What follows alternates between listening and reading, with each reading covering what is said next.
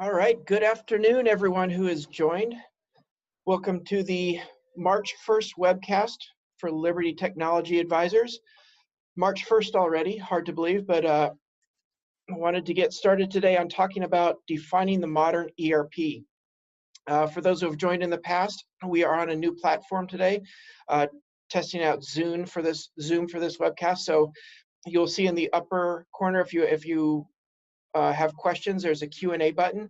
Please type in there. Questions will come through to us and we will get answers to your questions. If you have any issues with technology or connections or hearing, please let us know and we'll hopefully be able to resolve that. So enough with the logistics. We're going to introduce today Joel SCHNEIDER. Joel is the founder and president of Liberty Technology Advisors. I'll let you read about his background, but when it comes to ERP, Joel has been around since before ERP. So he can talk about the advancement into where we are now and even talk about where we're going into the future with the whole concept of enterprise technology. Just a little bit of background on who Liberty Technology is. We're a strategic management consulting company really focused on improving business performance, systems, and processes through IT initiatives. We do this from an independent and agnostic standpoint. We do not sell any technology. We stay independent when we advise our clients, and that allows us to have a little bit bigger picture perspective of the industry, what's going on, and that's why we've invited Joel, the president of LTA, to talk today about the advancement of ERP. Specifically, what we're going to talk about is how ERP has changed over the past 20 years. We're going to be talking about varying definitions, what really defines ERP yesterday versus today. Talk about the concept of best of breed. We're hearing a lot of suggestions that ERP is moving to best of breed. Is this true? What are some considerations between ERP and best of breed? What role does the cloud play in all of this? Talk about planning and budgeting. It's no longer you're just planning for one set initiative that's easy to define. So Joel will talk a little bit about that. And then talk about the integration of emerging technologies. We've hosted some previous webcasts on emerging technologies, so we won't get deep into that, but it's very interesting, the interaction with ERP and some of these terms that we're hearing a lot: big data, predictive analytics, artificial intelligence, mobility, and we'll let Joel talk a little bit about the integration points with those. So the format for today's webcast, we'll be asking Joel a few canned questions up front. I've got 5 questions that we'll be throwing at him. These are unrehearsed, so a little bit of fun. We'll basically let Joel talk off the top of his head on his thoughts on these questions that I've prepared, and then from there we'll go into audience questions. If you have questions as we go through this, please type those in, and we can interroll those as we go through the questions also. So Joel, do you want to introduce yourself real quick and make sure we can hear and see? Sure. Thank you, Brian. This is Joel SCHNEIDER with Liberty Technology Advisors. I'm in our offices in Northbrook, Illinois, a suburb of Chicago, and hopefully everyone can hear me okay. So Brian, you're not here, so can you hear me okay? I can hear you and I can see you. So if you want to watch Joel too, you can just bring up the video share. So we'll get right into it. We're going to keep this to 30 minutes today in respect of everybody's time. I know a lot of people are watching over lunch, so we really appreciate your attendance. Joel, what is ERP now compared to 10, 20, or even 30 years ago? Wow. So you are right. These are not rehearsed questions. ERP 10, 20, 30 years ago, there was no ERP 30 years ago. If you think back to the 80s, there was no ERP. There were MRP systems, which evolved to MRP2, which then evolved to ERP. And MRP, if everyone remembers, they were applications or software systems that did specific functions: accounts payable, accounts receivable, inventory management, purchasing, financial applications. And they were really good because we had accounts payable and purchasing. They were integrated together so you could have a common information about what was bought and what are my inventory levels. And then as that moved to MRP2, when you add the financial side of it, it became integrated. So you had an integrated set of systems to run the business. I do know that the title of this presentation is the ever-changing definition of ERP. Well, today, just to get to the end result, the changing definition of ERP is more than a software system. It's more of a platform. And Brian, your opening comments were today, is it a set of best of breed? ERP systems today are all about a platform to help run the business. And it's all based upon the integration of software systems. And a key component is the integration of a single database. Just think how important that is if you have one customer database, one supplier or vendor file, inventory file, bill of material, routing for a typical manufacturing company. It's so important to have that single database that could be truly integrated to the value of your company. So yeah, 30 years ago, I think the question was, what's ERP today compared to 10, 20, 30 years ago? It's all about the integration of systems that come together in a single database. It's really important that today we talk about ERP as a simple type of tool that's been out there, but the evolution of ERP has occurred over the years. Today, it includes applications and functions that I don't think anybody thought about 30 years ago, because we were consumed with making sure that inventory was able to be accurate as time goes on. So today it's analytics, graphical view of information, on-demand information, instant information, learning and machine intelligence, as Brian mentioned about artificial intelligence, machine interface, direct machine interface to the software system for real-time information, not real-time, but real-time information, unheard of 30 years ago. So as we like to say, we've gone from simple to complex to making the complex simple. So that's where ERP is compared to 30 years ago. It's not even recognizable to MRP systems that were out there. And that's regardless of the user interface and the ease of use that the members of your company have with the interface and usability with these complex systems. They're much easier to use today, which improves the adaptability, usability, and the value of those systems. So 30 years ago, they're much different from what they are today. And in the future, with more integration, it's complete end-to-end, helping a company get a true view of the status of their company at any moment in time. And that's a really key point, at any moment in time. Great. Thank you, Joel. So this kind of rolls well into the second question. Does CRM, warehouse management, human resource management, MRP, do these all belong in an ERP, or is everything now considered separate applications? It's another interesting question, and that is these different systems you just mentioned. I think you mentioned CRM, warehouse management, and some others. Are they part of a ERP package, or are they separate? The answer is yes and no.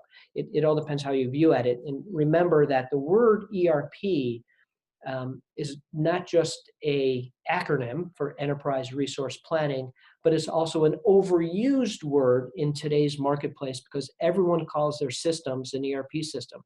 It doesn't have to be for a manufacturing company. We see ERP for, just looking out the window here, a restaurant could have an ERP system, a hotel has an ERP system. Everyone has an ERP system because they view it as a set of integrated systems. So is a CRM an ERP? Maybe, if your business requires that platform for the functionality of CRM.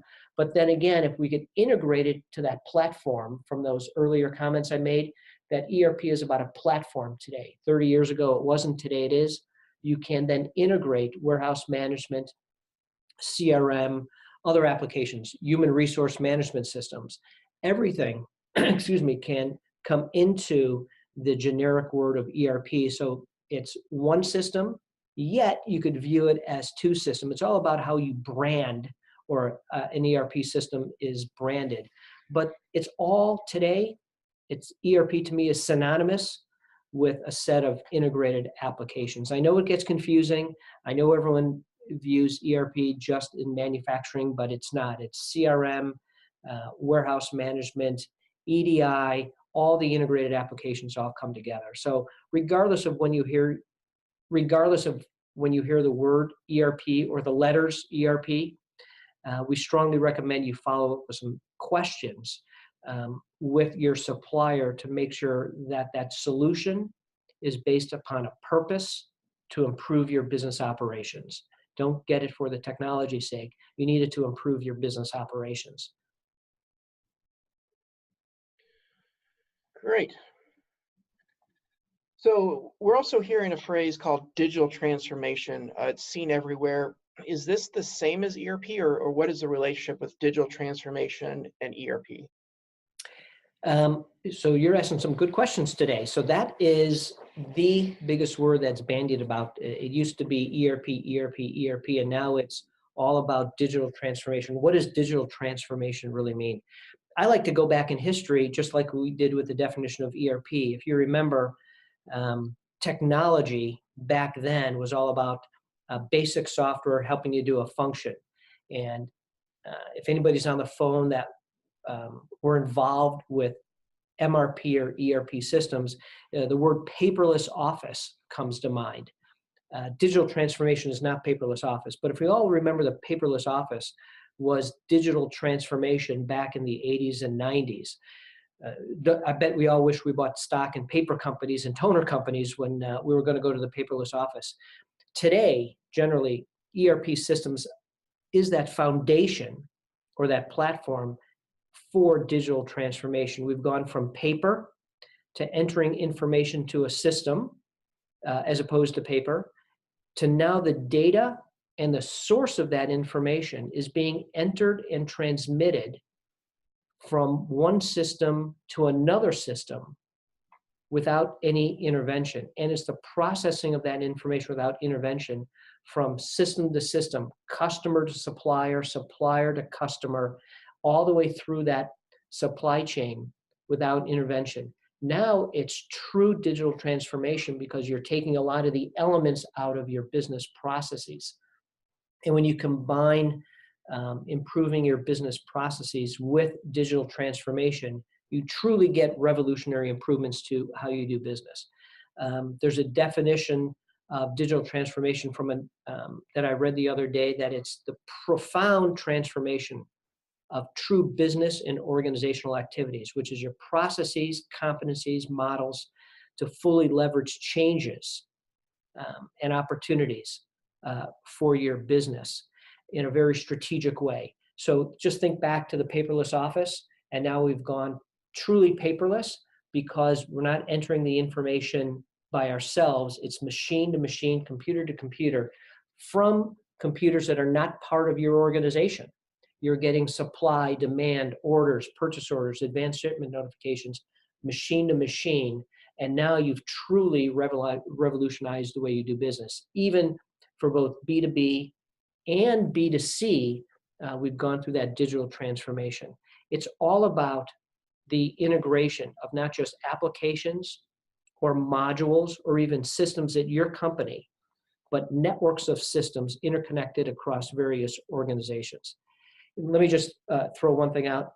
That is exactly when security becomes a critical component to this conversation.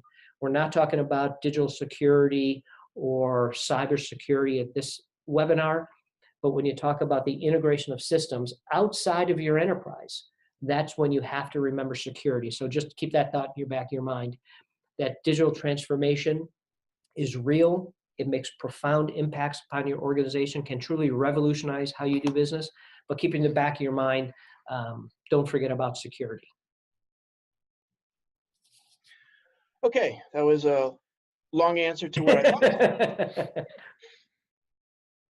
Very much appreciated.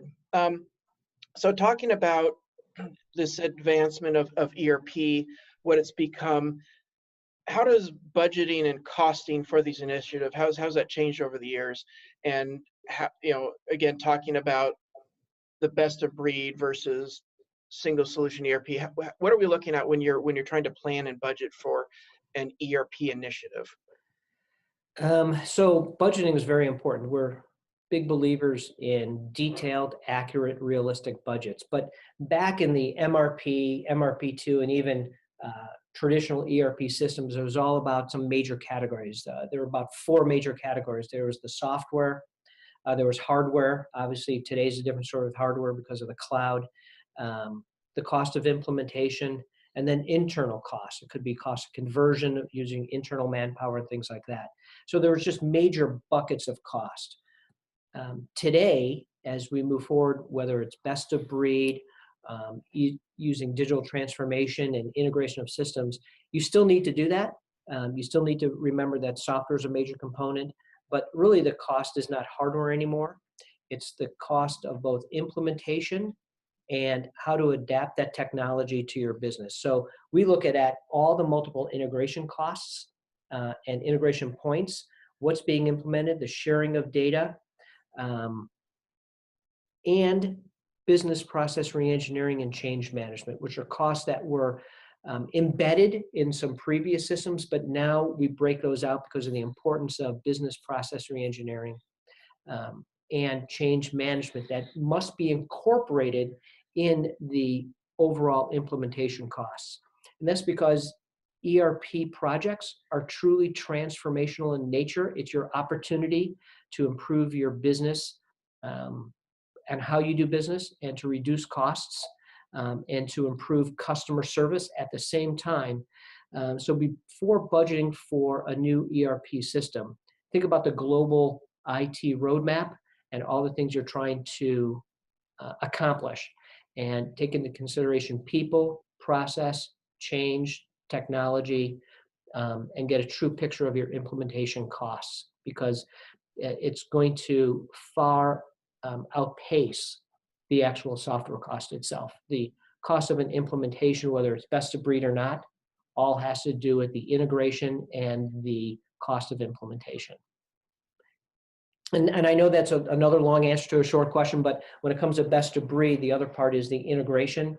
Don't underestimate the effort of integration, even by using cloud-based services. It makes it easier, but you still have to go through the whole testing process and make sure you get the expected results before you go live. So I just wanted to add that at the very end. Very good. And then we got one more question here, and then we'll open up to the audience. As discussed earlier, the term ERP seems to be getting old. How does ERP work with emerging technologies that are getting all the publicity? So I mentioned a few of those at the start. You talked about AI, but maybe talk a little bit more about some of these. Well, I think the thing you mentioned in the very beginning of that question is ERP seems to be getting old. It does seem to be getting old because it's been around for such a long time, but ERP has evolved over time, and has evolved because it does more, it integrates more, it has adapted to newer technologies such as utilizing the cloud for big data and analytics. But it comes down to these new technologies get all the publicity. But again, if we go back to the very beginning of the definition of the changing definition of ERP, it's your platform product. You still need that underlying platform to meet your overall business needs and tie it together with some of these tools that are getting all the publicity. I think you mentioned big data, artificial intelligence, the Internet of Things, all important, all critical, because they provide more automatic ways of collecting data that they weren't capable in the past because of the amount of data to get, and then the analysis of that data to get some great information out of it. It all ties together. So going back to the very beginning of the definition, big data, artificial intelligence, Internet of Things, cloud, they're all part of ERP, and that's how ERP has remained relevant and will continue to be relevant as time goes on, because they're adapting with new technology. It's not an ERP system from the 80s anymore. It's how to use it to make your business better and to get information when you need it at any time on any device. We talked about that at a previous webinars. Anywhere, anytime, any device, instantly, up to date. Great. Thank you, Joel. So let's jump over to audience questions. And we've got a chat button and the Q&A box. We just got one right now. I'll throw this out. Some cool words. Will ERP continue to be monolithic beasts that do everything or more niche focused? Oh boy, that's a great question. I'm not sure. Well, obviously I have no idea who asked that question, but monolithic beasts. ERP has always been viewed as too big, these giant things. I don't think they're going to be viewed as monolithic beasts in the future because of how nimble, they truly are very nimble today. The way they're deployed, the way they're implemented. I think it's going to come down to, once again, the changing definition of ERP for your platform. It's going to become more verticalized. As a matter of fact, I think they're become more micro-verticalized. So as opposed to a monolithic beast, one ERP system that handles every needs of every company in every industry, I think they're going to be out there. But when you implement those, you actually configure them to meet your needs at your business in your industry. And I think we're going to find these monolithic software systems that are out there become very, very verticalized. It's not going to be an ERP system for a manufacturing company. It's going to be an ERP system for a plastic manufacturing company, and even down micro verticals from there. And they'll be easier to implement. They're going to be more industry specific, and they're going to have the functionality that a specific industry will require to make them more successful. And if software vendors can integrate that with some of those emerging technologies you talked about, whether it's CRM, warehouse management, that meets the needs of that specific industry, these monolithic systems will still be relevant, but they're going to migrate to be industry specific to meet needs of a specific industry with fields of data that a specific type of company needs to capture, that old systems didn't have the capabilities to do that in the past. So my view is that they're going to become more verticalized and even micro-verticalized to meet the needs of specific clients' requirements and needs. That'll be faster and easier to implement because you don't have to do all that configuration. And I like the word monolithic. That's a great word, whoever brought that up. Very good. Thanks, Joel. I think we've already started to see some of that, or at least I have. Just one more question here. Regarding the future of ERP, do you think they will get easier or more difficult in terms of maintenance? Maintenance, I think from the traditional sense of the word maintenance, I think they're going to become easier. In the MRP2 in the early ERP days, maintenance was very difficult because when a software vendor released the next version of the software, the maintenance to implement that was very long, took months to do because you had to take into consideration all the new functionality in that software, how to adapt it to your business processes. Do I use that functionality, and all the training that along with it. If you fast forward to some true SaaS software products that are in the cloud, multi-tenant true SaaS products, the release schedules are much more quicker. They do it more often, and they're smaller releases, and you get to adapt to that, and everyone's on the same release. So I think you're going to find the maintenance is actually easier, less costly, and the opportunity to actually use those enhanced capabilities on a regular basis. I was just talking to an ERP vendor this morning that actually releases a new release about every 3 to 4 weeks. But because it's true cloud, true SaaS, they're very small incremental releases, and they actually become adopted on a higher percentage basis. So we're seeing that more and more. So I think it's going to go down as time goes on. Great. One more question came in, actually a couple more. How do you see security evolving? How do I see security evolving? it is going to continue to evolve and be more and more prevalent in everything we do. So if you look at the negative side, the bad guys are trying to take our data, and security companies are trying to stay one step ahead of them, but they're always one step behind. We see security being embedded in ERP software with validation and checks as part of the software, including user identity every step of the way, more secure logons, the requirement to change passwords on a more regular basis. And with the interconnection of systems, remember that's that dramatic shift we're talking about with digital transformation. Security has to be part of the process and validated at every step of the way. One step isn't going to be enough when it comes to security. If you have an organization that's sending you data, you need to validate not just the data, but who that sender is, and to validate that on a regular basis. It's going to be difficult to do, but security is going to play a critical role in everything we do. It's unfortunate, but it's just the way it is. So security is always part of every conversation we have with every client. Great, and we got time for one more question here. How do you see ERP trending regarding cloud hosted versus on-premise?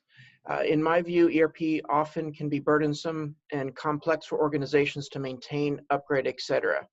How well does customization play with cloud hosted solutions? So sort of two questions there. First is, how do you see ERP trending regarding cloud hosted versus on-premise? So the trend is absolutely towards the cloud. As soon we all have the same definition of cloud. So true cloud, true SaaS software, software as a service, which is multi-tenant software, is a wave, and it's going to be the future with ERP software. It takes a lot of the upfront implementation of an ERP system out of the equation, because you don't have to worry about a lot of things like infrastructure, servers, storage, and more importantly, backup, disaster recovery, and some security concerns as well with these companies that host cloud-based software. So I see the future, I see the future migrating more towards cloud-based software. It's not for everybody. There are companies that will require on-premise systems, whether it's for, they work for the Department of Defense. They may have some certain concerns about putting it in the cloud. So there's exceptions to that rule, but I do see that. The second half of that question was about, I think, customizations. With cloud solutions. With cloud solutions. So one of the misnomers has always been, if the software is in the cloud, you can't have it do what you need it to do. And that was true when cloud software first came out. And that was years ago. But now, putting an ERP system that's true cloud, you can customize them. You can configure them. You can't touch the code, but we would never suggest you touch the code anyways. But you can make them do what you need to do. And with the tools that are out there, it's not as difficult as you think, and maybe the way to go. And a lot of that functionality can also become embedded in future releases of cloud software. So I definitely see a shift in using cloud software that is customizable, and make sure we understand what we mean by that. It's not touching the code, it's configuration of that software and using tools that are available to do that. So I see it as a win for everyone to get those software systems up in the cloud. Very good. Well, thank you everyone for the questions, and thank you for attending today. We are getting right up to the 30-minute mark, so I want to respect everyone's time. If you have additional questions, if you have comments on today's webcast, please do send those over. This is a topic that can open up into many different directions, so we want to just get some of Joel's perspectives on this. If you like what you saw and heard today, we're going to be releasing our schedule for April shortly, and we'll get everybody here on that list, and hopefully you can attend then as well. Thanks again for joining, and farewell from Northbrook, Illinois.